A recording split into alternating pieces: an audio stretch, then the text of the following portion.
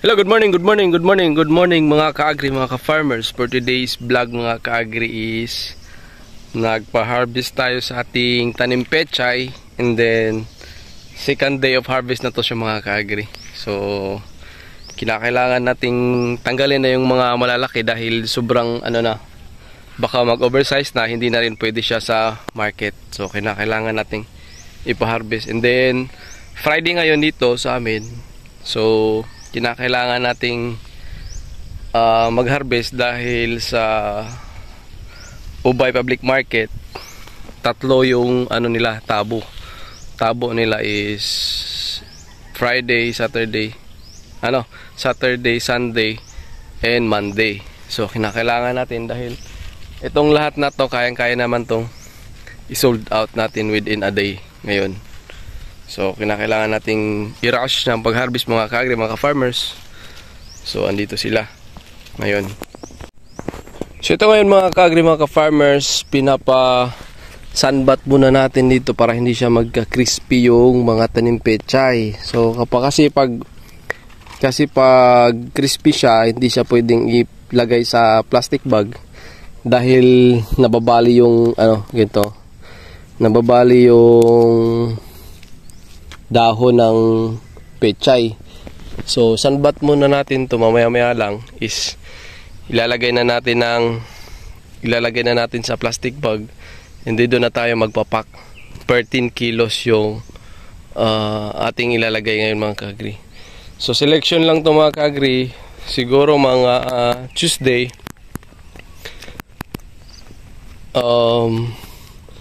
Sa Tuesday, ubos na to lahat, then magpapataktura na tayo dahil meron na tayong bagong punlang pechay.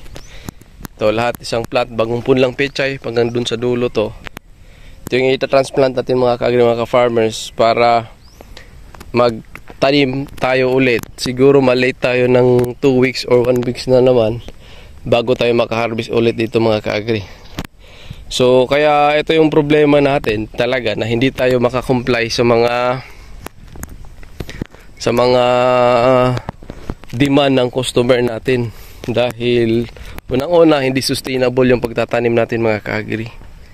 So yun yung by next year mga ka-agri is yun yung solusyonan natin para massive produce of pechay mga ka-agri. Kailangan nating sipagan, lakihan pa yung pagtanim ng tanim pechay dahil unang-una hindi tayo maka-supply sa demand ng mga customer natin mga ka-agri. So kailangan nating magsipag. So yun talaga yung pinaka natin, mga goal natin next year, para ma-comply natin yung gaano kadami yung kinakailangan ng customer. Dahil sa ngayon is medyo malaki na siya pero kulang pa rin. So kinakailangan tayo ng more than 1 ton per week. Pwede na 1 ton per week plus another crops, talong, kamote, pwede na rin mga ka-agri. So ngayon is tsaga-tsaga muna tayo dito ganito kalaki, pero so far kumikita din naman mga ka-agri, mga ka-farmers. Kaya blessed pa rin tayo, blessed tayo ngayon. Baga tayo ngayon sa pagsasaka. Ini-encourage ko rin mga young farmers na to engage farming. Hindi naman ang kailangan mo lang talaga dito sipag, tiyaga at panalangin. Siyempre samahan mo na rin ang talino at diskarte mga ka-agri. Ganun naman yung labanan dito mga ka-agri. So sa ngayon is ito nga, by next 3 days ito, ubos na to lahat. Wala na itong matira, tapos magpapaararo tayo. Tanim na naman ulit. So hindi sa sustainable sa pagtatanim kasi yun nga, lack of water. Kinakailangan kasi ng pechay is yung meron kang unlimited supply of water. So kinakailangan natin is maghanap tayo ng area na pwede nating mag-massive produce tayo ng pechay. So kinakailangan namin ng rice field na hindi na natamnan So yun yung rentahan namin ng boss ko para sa susunod makaproduce tayo ng pangmaramihan talaga na tanim pechay. And then dito na sa farm namin, dito sa inumpisahan namin na farm, is ang produce na lang namin dito is root crops at talong. Root crops, which is yung sweet potato or kamote, yun lang yung iproproduce natin dito. Dahil unang-una, ang purpose din namin bakit magtanim kami ng kamote is kumbaga enhance the soil. Ibalik natin yung taba ng lupa para next na pagtanim natin sa talong is mataba na siya. Unlike sa pabalik-balik lang sa pagtanim ng talong ampalaya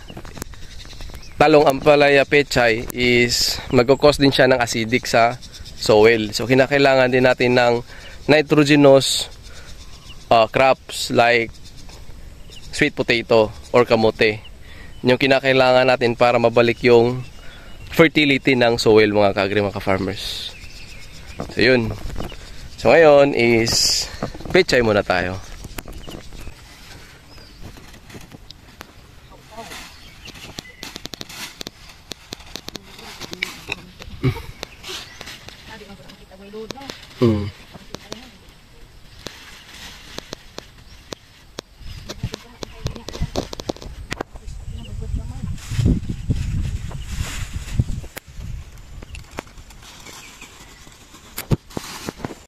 So ito mga ka-agri, mga farmers, yung hinakot nila mga ka-agri. So yun. Tapos dito natin ipapasok, ayan o. Dito tayo magpapak. Nasunbat muna natin mga ka-agri, mga farmers, para hindi siya crispy, para mas mabilis lang ipasok sa plastic.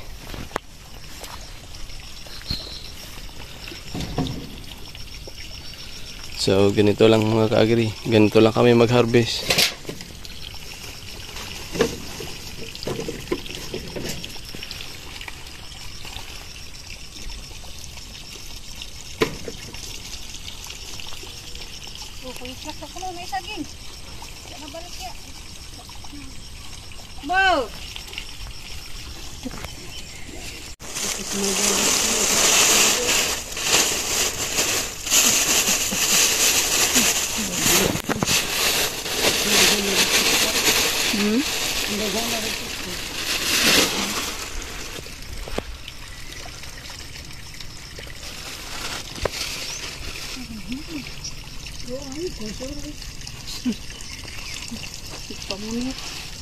Ba!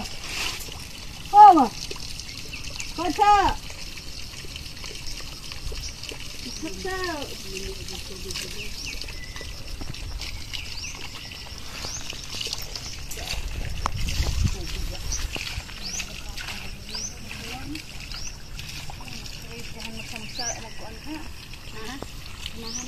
Basa ko ng tubig. Yan ang lamos.